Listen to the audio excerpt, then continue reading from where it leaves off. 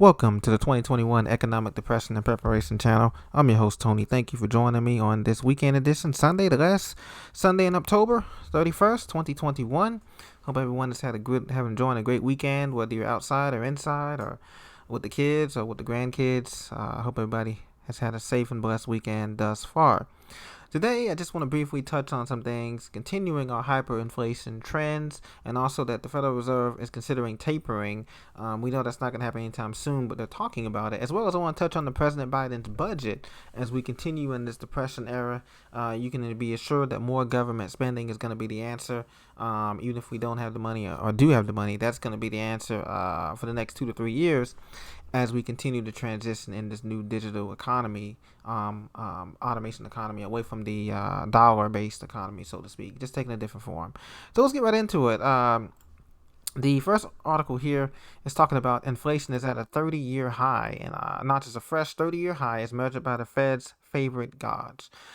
Headline inflation, including food and energy, rose at 4.4 annual rate in September, the fastest rate since 1991. Now, guys, and a lot of guys in the comments have been saying the same thing, that they're seeing inflation in everywhere: food, utilities, gas, energy, transportation.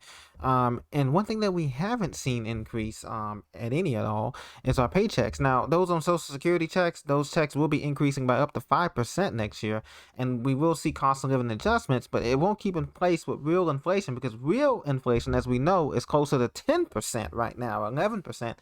And the CPI core inflation index right now is only at 5.5%. But that's increased. Look, 3.6% over 12 months. No duh. Tell us something that we don't know. Every time we go to the grocery store, as you can see this young gentleman here, we notice the price of produce gone up.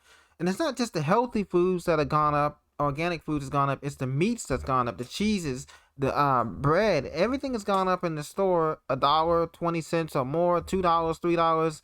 And if you're not, the price hasn't gone up, you're getting less for your money. I went to the store the other day and I got 2 bags. I was already at $55, $60. So guys, it used to be back in the day, oh, how we missed those days, nostalgic, back in the early 90s, when we used to go to the store and get maybe a buggy full or 2 buggies full for $200 or something, or $150. You would have a whole 2 buggies full of groceries, not just during the holiday times, but doing any time. But now we're in a whole different era, and the money printing, as we knew, was going to come back to haunt us. And this is what's happening. Consumer spending, that means our personal consumption spending, all of us, our business spending, it declined at a faster pace, while consumer spending increased and was in line with forecasts.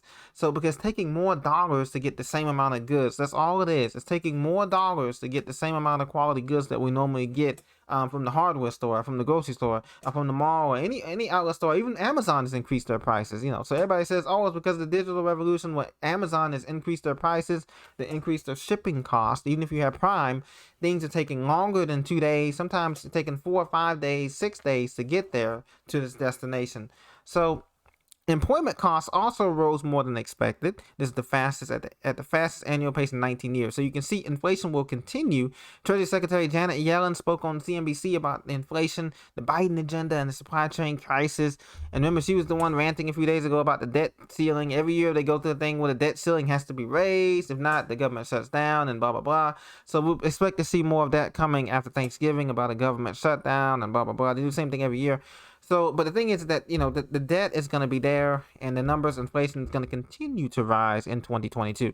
Now, the Fed is seen here. This is when they had a meeting in Italy. Chairman Jerome Powell was getting off the boat here, heading into Venice, Italy, earlier this summer. They're announcing the start of a taper bond purchases next week. This is a big meeting that's coming up. They're going to start tapering these bond purchases. As you remember, I told you the Federal Reserve Bank was purchasing over $120 billion of bonds per month to help the banks and to help everything like that. Well, they're going to start considering tapering next month.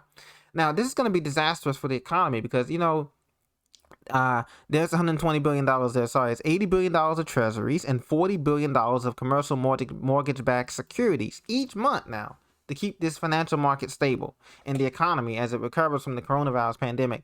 Now, the Fed has signaled that it will announce next week that it intends to slow the progress of purchases to $15 billion per month, $10 billion in T-bill treasuries and $5 billion in mortgage-backed securities starting mid-month.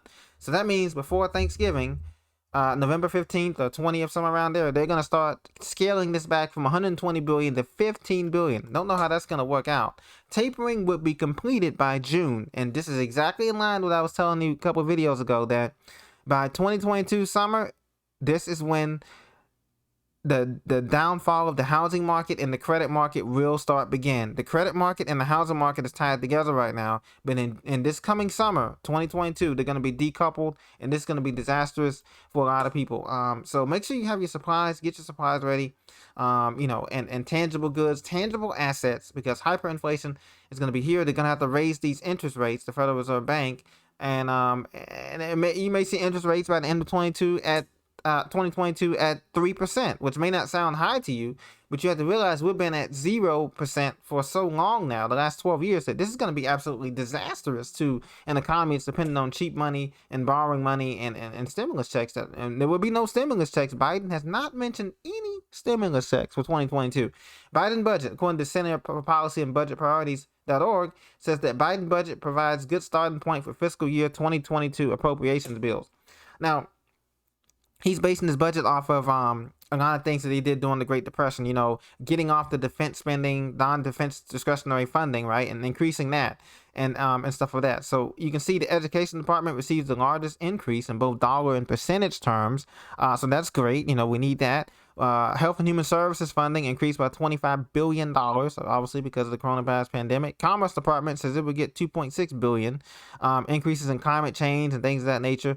Energy Department gets an increase, and EPA would get an increase. Now, what you didn't notice the increase on here was going to be for in terms of job creation in this new digital automation economy. There's nothing on here about job creation in the United States. It's mostly supporting education for most of our workers to get jobs overseas in multinational companies, as they've been doing, with contractors and stuff like that.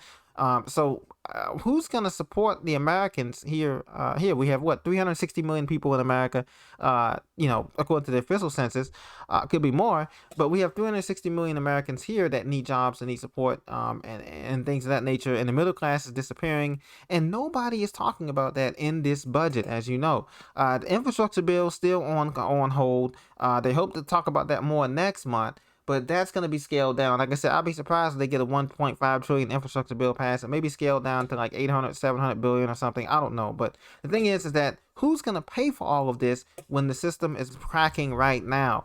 I encourage everyone to continue to get a side hustle, a side gig, either online or offline or, wherever, because even in the Great Depression, people had bartering skills, different skills like that. I encourage my younger people to learn a trade, and not just the typical ones like electrician, plumbing, carpentry, mechanic, but learn some trades that are not, off the beaten path. Learn how to repair learn how to repair robots, learn how to repair, machines that we use every day, and maybe you can help repair used equipment that people, maybe you can start a business helping repair equipment that people use every day, like, something with their car that they don't know about, or something with the household item that they don't know how to fix, putting a new screen on an iPad or an iPhone or something. Those skills like that are going to be absolutely valuable as we transition this economy, even though we're going through a collapse. So I just want to encourage you, be encouraged, be blessed. God is still in control, totally, I believe, of those situations. But we're going to have to go through a little bit of pain, as you all know. No one's going to get out of this thing unscathed, per se, even if we are prepared. So we're going to have to be prepared for that. And I think we're going to be blessed if we help each other out, family members or not family members, and go from there. So I just want to touch base with you, encourage you as we end this month. Let's end it on a positive note. Be blessed. I'll be coming back with more videos soon. Thank you for your patience and your support as I transition and get ready for the new year and this 60-day rush through all the holidays and everything that's going to be going on here at the studio in the camp. Thank you very much. Have a blessed day. I'll talk to you very soon.